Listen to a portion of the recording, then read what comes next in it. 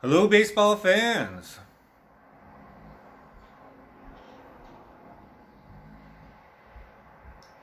Hello, baseball fans. There we go. We got sound up and running now. That's exactly what we were hoping for. So we're just going to wait a few minutes here. Hopefully, we can get some people to join. We'll talk MLB baseball and go from there.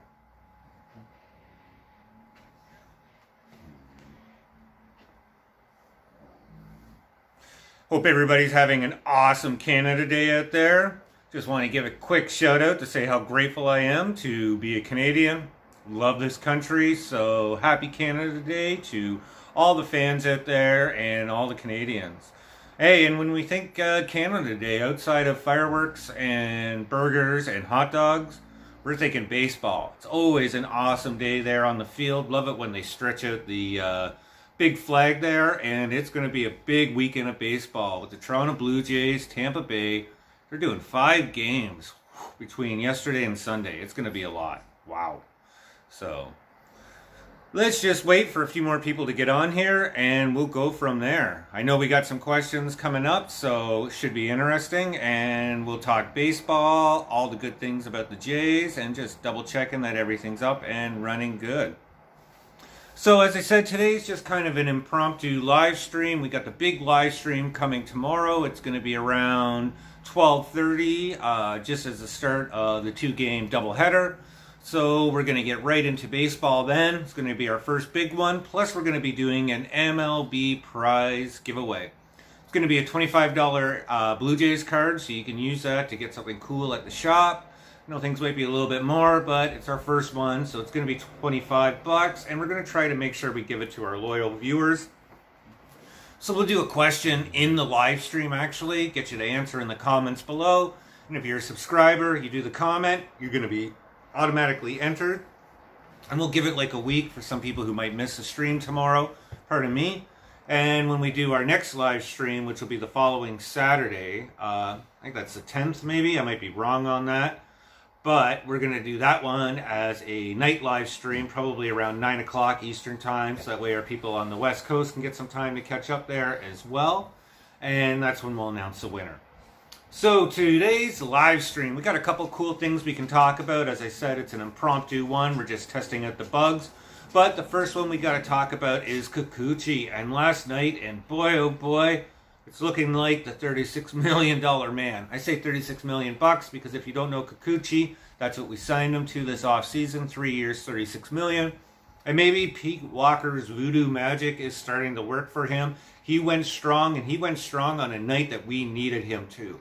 And what do I mean by that? Well, with all the games that we're going to be playing between now and Sunday, especially with a team like Tampa Bay, who's very competitive, and Tampa Bay always seems to have Toronto's number from time to time. I don't know why. It's just a Tampa thing, I guess. We need our starters to go strong.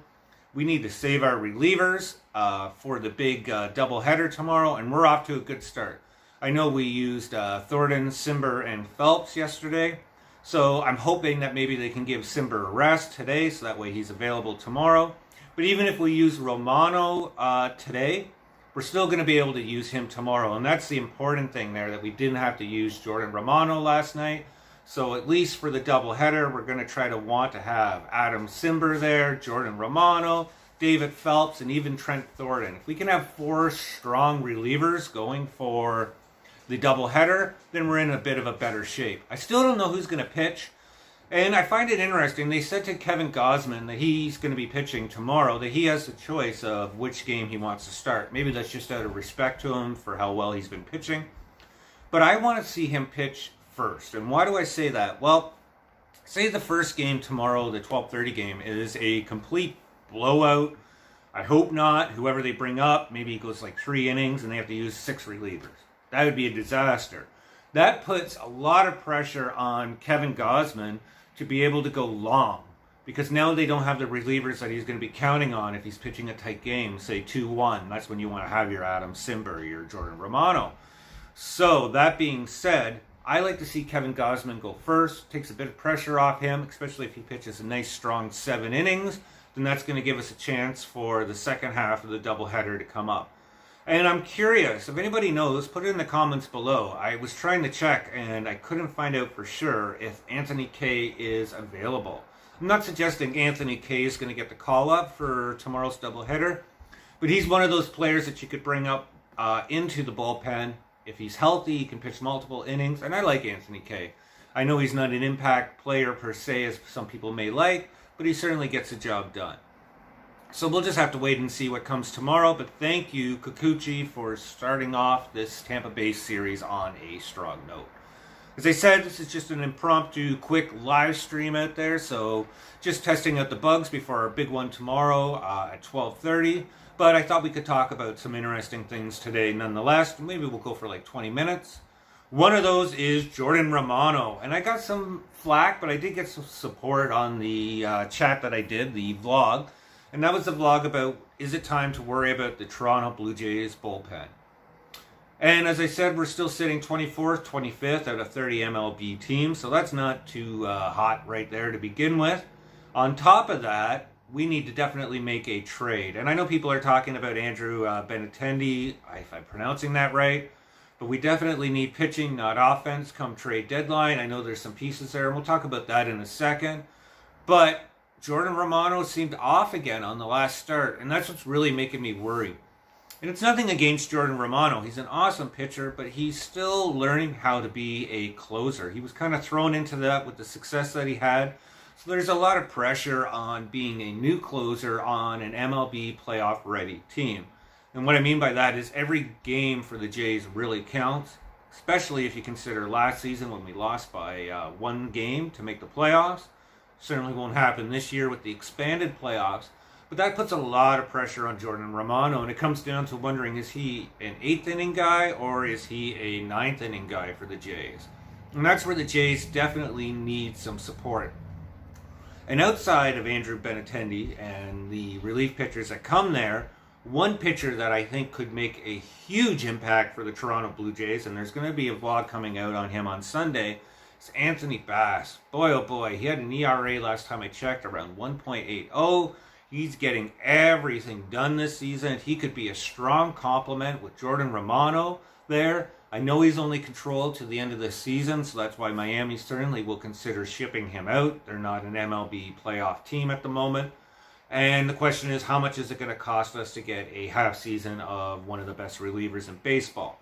I don't know. It could be steep, and that's where I like throwing in Pablo Lopez, and maybe we go all in for Pablo Lopez, Anthony Bass, and we start considering players like Gabriel Moreno. I know that's a huge chip to lose, but you're getting somebody like Pablo Lopez for a couple years. Knock on wood, he stays injury-free. That's a dangerous rotation. You got Anthony Bass for the rest of this season, and that's going to make the Jays bullpen a whole lot better real quick. If you have Adam Simber going for the 7th, somebody like Anthony Bass for the 8th, and Jordan Romano cleaning things up in the closer position, wow. And then we could save all of our other pieces like Thornton, Phelps, maybe even Sergio if he comes around. We'll see on that experiment soon, probably this weekend. But it certainly makes the Jays bullpen a lot better. So I'm big on Anthony Bass, and I don't mind coupling him with Pablo Lopez and shipping out one of those premium catchers. It's how baseball goes, especially baseball with the Jays. When they're in the position they are this year to make the playoffs, we need to go deep into the playoffs. I think we should talk about the All-Star game in Toronto, and not about how great the Toronto players are. We got multiple players who are certainly considering for the All-Star break. Certainly Alejandro Kirk, he's leading by like 2 million votes for the catcher position. Teoscar's there, I think. Certainly sure on Bo Bichette and Vladdy. What I want to know, though, is when is the All-Star game coming back to Toronto? I don't even remember when the last All-Star game was in Toronto. I think it was the conception or the first few seasons of the Skydome. So are we looking at like the 80s, late 80s, early 90s, something around there, but it's been far too long. And with the renovations that the Rogers has put into the Rogers Center, I still call it the Skydome, I think it's about due time that Toronto is on the list and hosting an All-Star game. Let me know what you think there in the comments below. Is it time for Toronto to host an All-Star game? I certainly think so. So let's make that happen. I'll be curious. I don't even know when they announce All-Star Game selections. Is it after the All-Star Game for the following seasons? But certainly Toronto needs to be respected in that fashion. Boy, oh boy, let's talk quick about Ohtani. He is on a tear. He's looking like MVP all over again. And what are the Angels going to do with Ohtani? I got a lot of feedback on that, saying that Ohtani's such a horse. And what I mean by horse is they're making so much money off Ohtani being in the Angels organization that the Angels might not let him go. They might not trade him. And that'll be really interesting, because if the Angels miss the playoffs again this season, and it's looking very strongly like they will, you're having a team of Anthony Rendon, Mike Trout, and Ohtani. Even if you include Iglesias on that, and you're still missing the playoffs with expanded playoffs? What the hell is going on in Los Angeles? Jeez, oh my. It's got to be frustrating to be an Angels fan. And that's why I say the Angels need to figure something out, restart, and really get Ohtani out of there. It'd be interesting. I'm sure he has a no-trade clause in his contract, but there's going to be, every MLB team will be chewing on Ohtani. So what if the Angels said, well, if you want Ohtani, you got to take the $245 million contract with Anthony Rendon too. Whew. That'd be interesting. That'd certainly narrow those teams real quick. I could still see this trade happening. And now the Angels, they lose Ohtani. They're going to get some prospects back. But they also lose that horrendous Anthony Rendon contract. And they can start rebuilding around Mike Trout yet again. This will be like the third rebuild around him. But I think that's what the Los Angeles Angels need to do. And I'd be curious to see how narrow that market would be with Anthony Rendon attached to Ohtani come trade deadline. Let me know what you think below. And that comes down to the trade deadline. As I said, today's just a quick live stream, working out some of the kinks for tomorrow's big live stream where we're doing the MLB prize giveaway or the gift card giveaway. So make sure you're a subscriber. Tune in tomorrow to answer the trivia question. But let's talk about what the Jays really need come trade deadline quickly. And it's not offense. To me, it's pitching. The Jays are ranked 3rd, 4th, 5th in a lot of categories. They're a top offensive team. And they're really built 1 through 9. Unless you're going to replace, say, somebody like Matt Chapman, because he's got one of the lowest batting averages on the team. But we didn't sign Matt Chapman for his offense. We signed him for his defense. And did you see that double play from 3-1 yesterday? That's why he's there on third base. So, why are the Jays interested in Andrew Benintendi? I know he's got an average of 303 last time I checked. Maybe it's because of the pitching that team has in its bullpen. And specifically, Scott Barlow is the name that comes up again and again and again.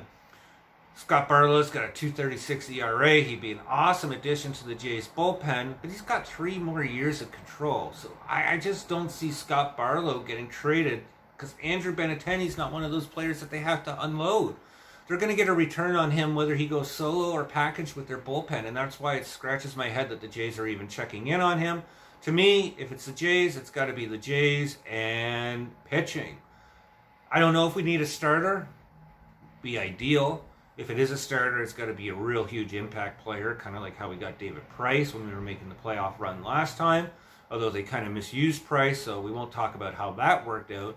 But for the Jays, they definitely need pitching come trade deadline. And if they really went out and got 2 strong relievers, somebody like Anthony Bass, I know I said him earlier in this live stream, but 2 really strong relievers to complement Adam Simber and Jordan Romano, that's what's going to get the Jays deep into the playoffs. I could actually survive not getting a starting pitching right now. And I know that says a lot considering we lost Hyun-Jin Ryu. He's never going to suit up for the Jays again, but thank you, Ryu, for everything you did for the Toronto organization. But that being said, I'm actually comfortable with Stripling and Kikuchi carrying it the rest of the season. I think the Jays are going to still make the playoffs with them as a 4 and 5. I think Kikuchi's only going to improve as the season goes on. I said that even before yesterday's start. So even if he's still a little rocky, I think it's going to get better. Ross Stripling, an ERA around 3.50. That's much better than what you expected of a back-end starter. So why rock the boat there? You're going to have Kikuchi next season. So there, you're done. You're going to have that opening spot open up. The Jays are going to get the $20 million back on Ryu for insurance. So there's money to be reinvested there. And that leaves the 5th spot for maybe a free agent or something along those lines so the Jays don't have to go out and deplete their farm system or trade an impact player to try to fill a rotation piece. It's one of the few years where the Jays are kind of balanced. As long as they can continue to improve their bullpen, they're going to get into the playoffs. And if you look at the playoffs, the fifth starter doesn't even really matter come playoff time. They're usually a swingman. They sometimes get put into the bullpen. So you're looking at 4 strong starters. And if it's Ross Stripling and it's 3.50 ERA and we use Kikuchi in some sort of swingman bullpen, the Jays are doing good. Especially if Barrios rebounds and becomes a strong Barrios again, the reason why we signed him to that $130 million contract. Kevin Gausman's pitching the way he is, and Alek Manoah doing his AL MVP Cy Young throwing skills. That's a deadly 1-2-3 come playoff time, and that's going to certainly get the Jays into the second round. At least that's my opinion. And I think it's going to be somebody like Tampa Bay or Boston. Right now, I could actually see the wild cards being filled with Tampa, Toronto, and Boston. So that says a lot about how dangerous and strong the AL East is. Before we wrap up today, I just thought we could talk quickly about Nate Pearson. It's really unfortunate that he is shut down yet again. I don't know if he's even going to be available for the rest of the season. If he is, you want somebody who's only been up for a month to come back into the bullpen. See him shaky and have command. I say no. I say leave him in AAA. Let him start out there yet again. And maybe we need to try to consider putting him in some sort of fall league or winter league. Nate Pearson, we don't want to push him, but the clock is certainly ticking on him and his injuries. So he needs to start to establish himself. That will raise his trade value if that's the road we're going to go down. Or maybe, knock on wood, he finally becomes that Nate Pearson that we always envisioned him to be. And maybe sometime down the road, maybe the mid-2023 season, he's starting to fill in at the back end of our rotation. He's the guy we call up. He's like the Ross Stripling of this year. And I don't mean to underestimate Ross Stripling, because as I close, Ross Stripling has been a savior for the Jays in a lot of ways. As I said, he didn't make the rotation to start off the season. He was stretched out on the fly very quickly, had to step up and fill Ryu's shoes, and boy, oh boy, has he done that big time. And if he keeps pitching the way he is, kudos to him, because Ross Stripling is going to get a nice little contract come free agency at the end of the season. Maybe nothing huge like Robbie Ray and $115 million. Oh no, he was $120. What was it? Anyway, somewhere around there with Seattle. But certainly maybe Kikuchi numbers, and I could see somebody taking Ross Stripling next season for 3 years between $30 and $40 million bucks. So keep it up, Ross. We're counting on you. You're getting it done. So thank you for tuning in today for our impromptu live stream. As I said, it's going to be a little bit better tomorrow. That's our big one. Check it out, 12:30 Eastern Standard Time, right at the start of the Jays doubleheader. It's going to be a great weekend for baseball. Hope everybody has an awesome Canada Day. Get the barbecue going. Crack a few beers, and let's watch the Blue Jays kick some ass. Hope everybody does well out there. Stay safe. If you haven't hit subscribe, please do so. Really appreciate your support. It's the only way I'm going to be able to grow, and I love your feedback as well. And if you're a subscriber, bonus, you're going to get notified for content, and you're going to get in on that big prize tomorrow. So, hope to see you all tomorrow, July 2nd, 12:30 Eastern Standard Time for the big official MLB live stream. Talk soon, everybody. Take care.